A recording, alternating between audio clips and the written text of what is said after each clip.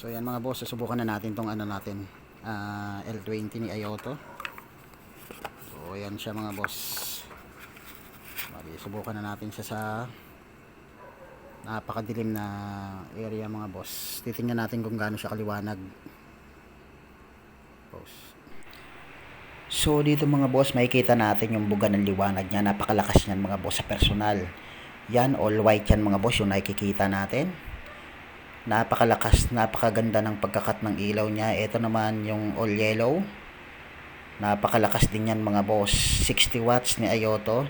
H4 tri-LED mga boss. Bali tatlong ilaw yan. Iyan naman yung kanyang warm light o combination mga boss ni Ayoto. Bali L20 Ayoto to mga boss. H4 60 watts mga boss. Napakaliwanag, napakalakas yan mga boss. So yan, makikita natin na talagang kitang-kita mo yung daan mga boss pag once na ito yung ginamit mong mini projector sa iyong motor. So yan, all yellow yan mga boss. Makikita nyo, napakaganda ng pagkakat ng kanyang ilaw mga boss. Ito naman yung pinaka-spotlight niya mga boss, pinaka-high beam niya. So yan, kung nakaputi ka mga boss, pati yung high beam o yung kanyang spotlight. Kung naka-yellow ka, puti pa rin siya. So kung gusto nyo mga boss na lumakas yung ilaw nyo, katulad nito mga boss, kitang kita nyo yung daan nyo, click nyo lang yung ating yellow basket mga boss.